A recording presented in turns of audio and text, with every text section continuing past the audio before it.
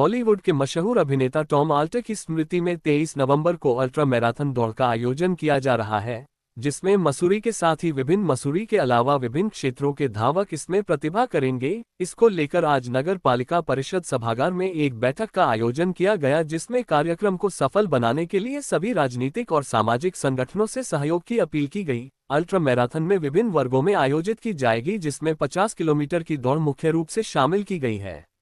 मशहूर अभिनेता Tom alter का मसूरी से गहरा नाता रहा है और अक्सर छुट्टियां बिताने के लिए वह मसूरी आया करते थे। उनके परिजन भी मसूरी में ही निवास करते हैं। मसूरी में खेलों के प्रति टॉम आल्टर हमेशा प्रयासरत रहे। मसूरी में घंटाघर टूटने के दौरान उन्होंने सांकेतिक धरना भी दिया था। टॉम आल्टर मसूरी के लोगों के दिलों में बसते हैं।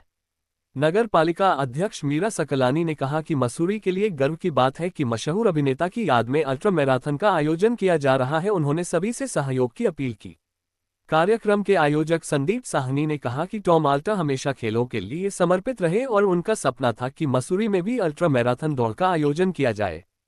खेल प्रशिक्षक रूपचंद गुरुजी ने कहा कि टॉम आल्टर मसूरी में हर खेल प्रतियोगिता में भाग लेते थे और उनका सपना था मसूरी में हिल मैराथन का आयोजन किया जाए। देखिए, पहले तो मैं आयोजकों को बधाई देना चाहूँगी कि ये अल्ट्रा मैराथन का यहाँ पे आयोजन किया जा रहा है। और दूसरी सबसे अच्छी बात है कि इस शहर के जो नामी गिरामी हस्ती है, हमारे स्वर्गीय टॉम आल्टर जी, उनकी याद में ये मैराथन की जा रही है।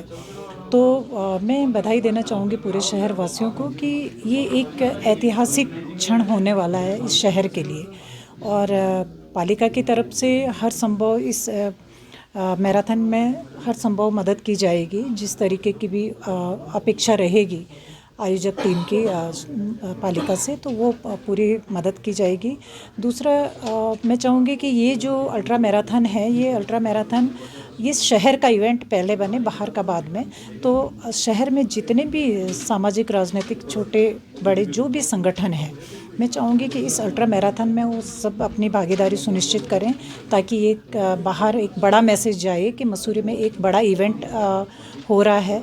और इस इवेंट के पीछे जो मकसद है करने का कि टूरिस्ट को मसूरी की ओर आकर्षित करना है, उत्तराखंड की ओर आकर्षित करना है, वो मकसद हमारा सफल हो, ये मैं शुभकामनाएं देती हूँ इसमें।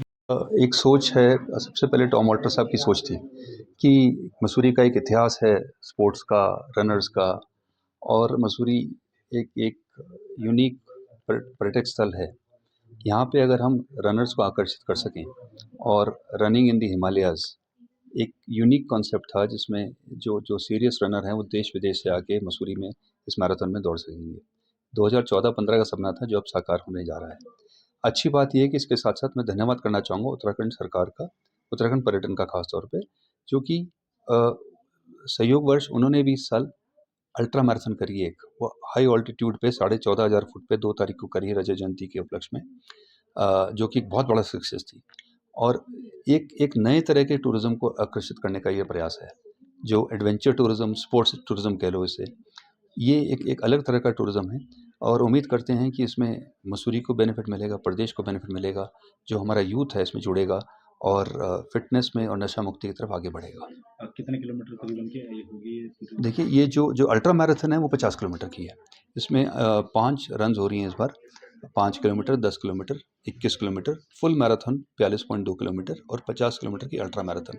किसी भी मैराथन को 50 किलोमीटर के ऊपर जब होती है, तभी इसकी श्रेणी अल्ट्रा मैराथन की दी जाती है।